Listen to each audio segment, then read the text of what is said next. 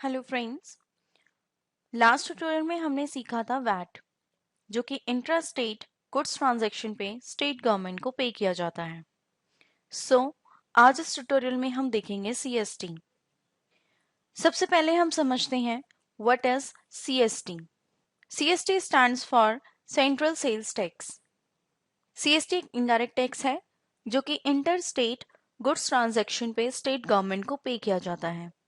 Means कि एक state से दूसरी स्टेट में सेल और परचेज ट्रांजैक्शन पे सीएसटी स्टेट गवर्नमेंट को पे की जाती है। अब जैसा कि आप जानते हैं कि इन केस ऑफ वैट आप इनपुट वैट क्रेडिट का बेनिफिट ले सकते हैं, but in case of CST आपको कोई भी इनपुट क्रेडिट नहीं मिलता। लेकिन सीएसटी फॉर्म्स के थ्रू आप टैक्स बेनिफिट ले सकते हैं, जो कि आप स्क्रीन पे देख सकते हैं। C form, F form, H form and I form. ये फॉर्म्स आप सेल्स टैक्स डिपार्टमेंट से कलेक्ट कर सकते हैं अगर आप एक रजिस्टर्ड डीलर हैं। फर्स्ट है सी फॉर्म। अगर आप इंटरस्टेट परचेज करते हैं अगेंस्ट सी फॉर्म तो आपको सिर्फ 2% टैक्स पे करना होगा, ना कि normal tax rate. For example, मान लीजिए आपकी फॉर्म मुंबई में है और आप दिल्ली से गुड्स परचेज करते हैं और दिल्ली में वैट रेट है 5%। सो इन दैट केस अगर आप अपने सप्लायर को सी फॉर्म इशू करते हैं तो आपको सिर्फ 2% टैक्स देना होगा, ना कि 5%। तो इस तरीके से आप सी फॉर्म के अगेंस्ट टैक्स बेनिफिट ले सकते हैं। नेक्स्ट है एफ फॉर्म। मान लीजिए आपकी फॉर्म के 2 ब्रांचेस हैं, एक दिल्ली में और दूसरी मुंबई में। सो इन दैट केस अगर आप दिल्ली से मुंबई ब्रांच में अपना स्टॉक ट्रांसफर करते हैं तो आप एफ फॉर्म इशू कर सकते हैं, जिससे आपको मुंबई गवर्नमेंट को कोई भी टैक्स पे नहीं करना होगा। मींस कि in case of branch transfer आप एफ फॉर्म इशू करेंगे, जिससे आप टैक्स बेनिफिट ले सकते हैं। नेक्स्ट है एच फॉर्म। फॉर एग्जाम्पल, आपकी ब्रांच दिल्ली में है और आप एक एक्सपोर्टर हैं और आप दिल्ली से बाहर से गुड्स परचेज करते हैं एक्सपोर्ट करने के लिए। सो इन दैट केस आप अपने सप्लायर को एच फॉर्म इशू कर सकते हैं ताकि आपको कोई भी वैट पे ना करना पड़े। तो इस तरीके से आप एच फॉर्म के थ्रू भी टैक्स बेनिफिट ले सकते हैं। इसके अलावा आपके पास नेक्स्ट है आई फॉर्म। अगर आप किसी स्पेशल इकोनॉमिक जोन में कोई ट्रांजेक्शन करते हैं तो उस केस में आप आई फॉर्म इशू कर सकते हैं, जिसके थ्रू आप VAT benefit means tax benefit ले सकते हैं। सो फ्रेंड्स, आइए अब हम देखते हैं कि आप मार्क्स सॉफ्टवेयर में किस तरीके से इन फॉर्म्स को मेंटेन कर सकते हैं और किस तरीके से बिलिंग कर सकते हैं। इसके लिए सबसे पहले आप मार्क्स सॉफ्टवेयर में न्यू सेल टाइप और न्यू परचेज टाइप क्रिएट करेंगे, जिसके लिए आप मास्टर्स में जाएंगे, लेजर मास्टर, और यहाँ आपके पास new sale type and new purchase type option available है। अब न्यू सेल पे क्लिक करते हैं। यहाँ हम एक सेल टाइप क्रिएट करेंगे लाइक CST 2%।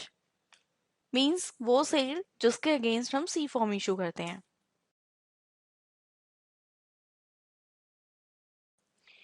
यहाँ बिल हेडिंग डिफाइन कर सकते हैं। मीन्स जो बिल्स इस सेल टाइप के अंडर जनरेट होंगे उनकी बिल हेडिंग क्या होनी चाहिए।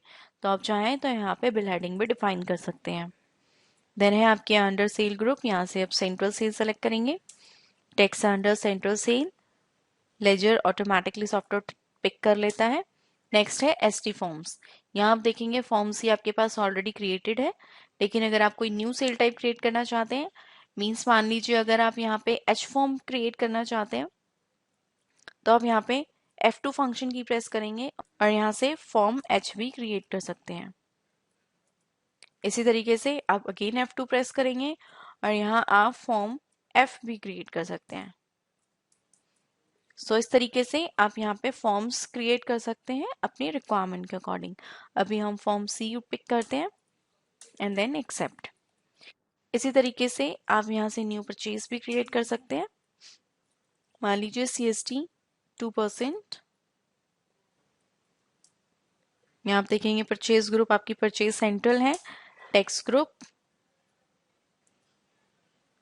And again forms. C form आपने यहाँ पे पिक किया एंड देन सेव। अब हम एक डेटर भी क्रिएट कर लेते हैं।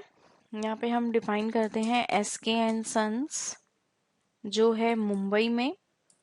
यहाँ से हम ग्रुप सेलेक्ट करते हैं सन्डी डेटर, और यहाँ पे हम 10 नंबर भी डिफाइन कर देते हैं। एंटर प्रेस करेंगे एंड देन सेव। अब जब हम बिलिंग करते हैं SK एंड सन्स, तो यहाँ आप देखेंगे आपके पास टाइप ओपन होती है आस्क सेल टाइप के थ्रू। अब स्पेस बार प्रेस करेंगे, यहाँ हम लेते हैं CST 2%। CST 2% मीन्स कि हम C फॉर्म के अगेंस्ट अपनी इस पार्टी को सेल कर रहे हैं। अब यहाँ से सिंपली आप प्रोडक्ट सेलेक्ट करेंगे और इस बिल को सेव कर लेंगे। तो इस तरीके से हमने एक बिल जनरेट किया है सेंट्रल सेल का। अब क्वेश्चन आता है कि हम C फॉर्म्स किस तरीके से रिसीव कर सकते हैं या इशू कर सकते हैं। इसके लिए अगर आप फाइनल रिपोर्ट्स मेन्यू में स्विच करते हैं, तो यहाँ आप देखेंगे आपके पास ऑप्शन अवेलेबल है फॉर्म इशुएबल एंड रिसीवेबल। आप एंटर प्रेस करेंगे तो आपके पास यहाँ पे फॉर्म्स विंडो ओपन होती है, जहाँ सबसे पहले है स्टेटस। स्पेस बार प्रेस करेंगे तो आप देखेंगे आपके पास यहाँ पे फॉर्म्स अवेलेबल हैं। इशुएबल मीन्स वो फॉर्म जो अभी आपको इशू करने हैं, यानी कि आपने C फॉर्म के अगेंस्ट जो परचेज की हैं उसके अगेंस्ट जो आपको C फॉर्म्स देने हैं वो फॉर्म्स आप इशुएबल के थ्रू इशू कर सकते हैं। इसी तरीके से रिसीवेबल मीन्स जो फॉर्म्स हमने अभी रिसीव करने हैं। इशूड मीन्स जो फॉर्म्स हम ऑलरेडी इशू कर चुके हैं, एंड रिसीव्ड मीन्स जो फॉर्म्स हम रिसीव कर चुके हैं। तो अब आते हैं रिसीवेबल, क्योंकि हमने अभी एक सेल जनरेट की है C फॉर्म्स के अगेंस्ट। यहाँ से आप डेट डिफाइन कर सकते हैं, कौन सी डेट से कौन सी डेट तक के बिल्स आप व्यू कर रहे हैं, एक्सेप्ट। तो आप यहाँ पे देखेंगे कि जो बिल अभी हमने जनरेट किया था फॉर्म C के अगेंस्ट वो यहाँ पे डिस्प्ले हो गया है।